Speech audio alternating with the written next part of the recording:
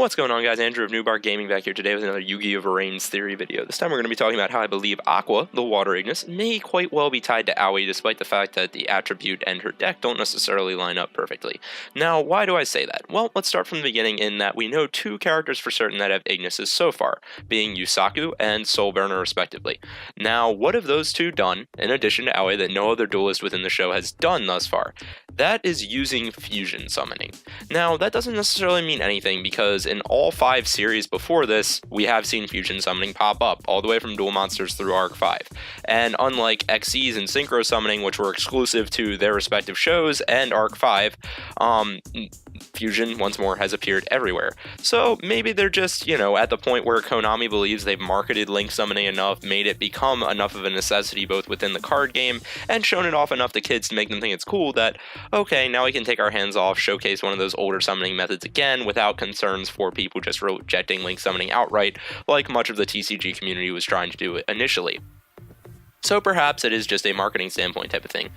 Or perhaps it is tied to the fact that they are more advanced duelists.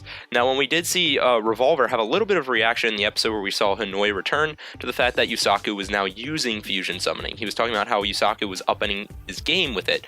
So with that being said, it seems fusion summoning is considered somewhat foreign to beginning duelists. We have seen a little bit of a reaction from most players who have used it so far. So I'm guessing it's either something relatively new, something that hasn't been seen for a long time, just something along those lines that clearly distinguishes it from your average dueling style. With that being the case, Aoi has also used fusion summoning, unlike any other character in the show other than Yusaku and Soulburner, both of whom are tied to Ignises respectively. Okay, then moving on past that, if we go back to the opening 1 of Yu-Gi-Oh! VRains, we had 6 different colored birds. Each of those corresponded with a colored Ignis that we came to see in the Ignis discussion scenes. And with that being the case, Aoi, when she warped into the birds flying away scene at the tail end of that opening, turned into a blue bird. Blue lines up with who of the Ignis colors? Well, it lines up with Aqua. That being said, though, we also had Go turn into a yellowish looking bird, when we're very much given the impression right now that Earth, who is the yellow Ignis, or I guess tinting on orange, but nonetheless, seems to be tied to Spectre based on Yusaku's guesses, and given how Yusaku's been a perfect little Mary Sue so far, I doubt his guesses are outright wrong. Now, that being said, it is still possible Go's tied to an Ignis, could be tied to the light Ignis, or maybe the birds have nothing to do with anything and it was a scrapped concept after the intro. We've seen that plenty of times before, such as the Fire Dragon in the Yu-Gi-Oh! GX intro that Bastion had that was never even made as a trading card. Anyway, moving on from that, then we also have the fact that each of the Ignis at least shares a little bit of similarities in terms of their looks and personality to the characters that we've seen thus far. So if we go into Aqua, what does she have? Well, she has pigtails. Who else had pigtails when they first started off? Aoi in her blue angel form had pigtails. Now I know she's drifted away from that somewhat, but I find it somewhat difficult to believe that she won't eventually return to that persona, given how it meant so much to her for so long, and at the very least, she seems like she's going to plan to continue to use it to her benefit when she can, such as when she used it to lure out, what's-his-face, fanboy kid with green hair in order to allow Emma to duel him. The name is I'm blanking on right now. Anyway, pushing forward from that, then we go into some of the personalities of Aqua, right? Aqua's got major alluring fans within the AI community, being Earth and being I specifically, both of whom seem to be vying somewhat for her affections. And Aqua's affections, depending on how you want to interpret her scene with I, seem to side a little bit more towards I than they do towards anybody if she has affections towards anyone. So let's take a step back and look at those characters. Well, Aoi, if she is indeed connected to Aqua, is someone who does get a lot of attention and a lot of people who seem to be attracted to her.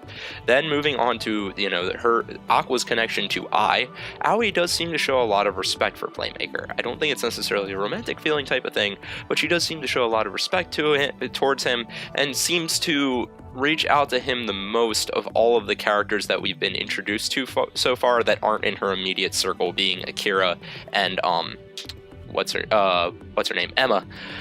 So with that being the case, I think there are some hints there in terms of the AI relationships mirroring the player relationships. And this even goes so far as to, if the Earth Ignis is tied to Spectre, Spectre during his duel to Aoi seemed to keep being repeatedly reaching out to her a little bit, and that he kept, hinting towards how they both enjoyed the Blue Angel story growing up and how they both connected to that character, but then sort of took their own spins on how to interpret it from there.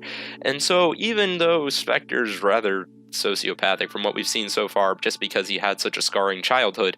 It does seem to be that, he was trying to make a little bit of an exception towards Aoi, make those connections, reach out to her just a little bit, and maybe if she responded, he would have responded in a much kinder manner. Once more, if he's tied to the Earth Ignis really likes Aqua, and that was the Earth Ignis' entire motivation for dueling. So bearing all that in mind, that gives us a pretty good chunk of evidence. Now some of you may be saying, Andrew, wait a second here. All the Ignises that we've seen so far also represent the element of their human counterparts deck. The majority of Playmaker's deck is Dark Attribute, is the Dark Attribute Ignis. Flame, all of Soulburner's monsters are Fire Attribute. Earth, we can pretty much assume based on the fact that they were plants, that yeah, Spectre's monsters were probably Earth Attribute. Aoi, on the other hand, the majority of the Trick Stars are Light Attribute, whereas Aqua is Water Attribute. And you're right, this is a relatively major hiccup in the plan that we've had, but I don't think that it's entirely impossible for a main character to change decks. We've already seen go through that transformation. He started off with using Gokis, now he's using these Dino Wrestler things. I mean, it's somewhat of a shift, and I wouldn't be surprised if he eventually goes back to Gokis. So it's not necessarily impossible for Aoi to end up doing the same thing. Also, it's possible we'll find out maybe at some point in her past that she used a water-based deck, or maybe she will eventually come to use one, etc., etc. Or, maybe she isn't tied to an Ignis at all, or maybe the fact that she uses a Light Attribute deck means that she's somehow tied to the Light Ignis. We've yet to see the Light Ignis in action, so we don't know a whole lot about them.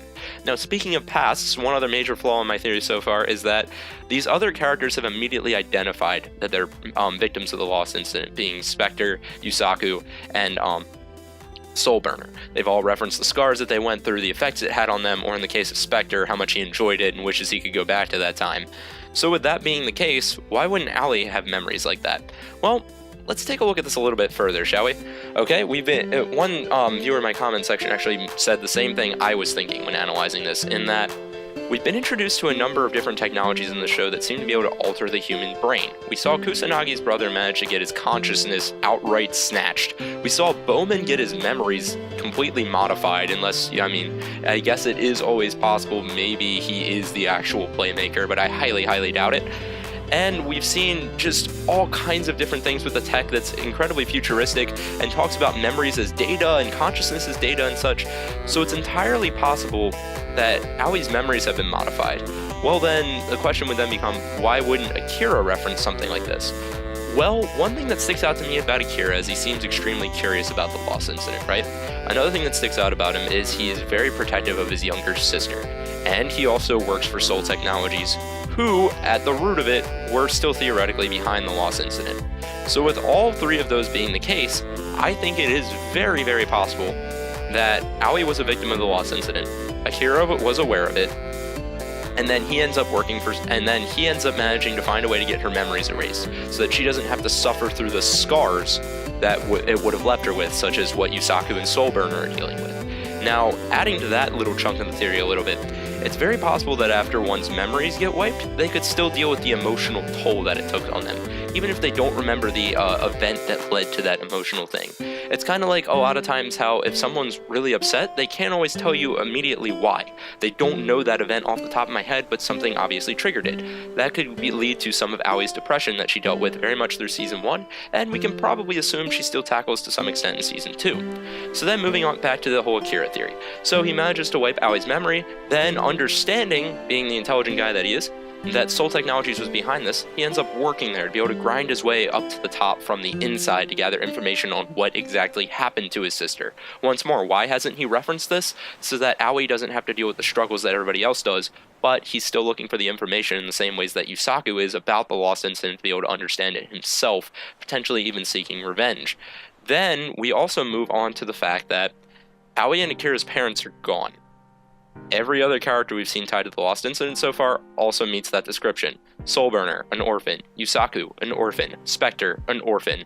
So with that being the case, we don't have a lot of information as to that, so I wouldn't say it's entirely outlandish to suppose that Aoi went through the same thing as they did, and Akira was just trying to protect her, and basically tried to create a new persona for her so that she would be able to live more of a normal life. Now, whether it worked or not is up for debate, but that about sums it up for my theory, guys. Be sure to let me know your thoughts in the comment section down below. Do you think this theory is totally ludicrous? Do you think Aqua's tied to a different character we've already been introduced to? Do you think some of the Ignises are tied to characters we haven't even met yet? Or do you think maybe I'm onto something here and perhaps, fusions are maybe tied to Ignises, and especially given the fact that we've seen some hints that maybe Revolver's using synchro summoning later, maybe they're going back to using, representing the factions with summoning methods. All of it's yet to be seen, but if you enjoyed, be sure to like, comment, and subscribe, and I'll catch you guys next time on some more Yu-Gi-Oh! VRains theories.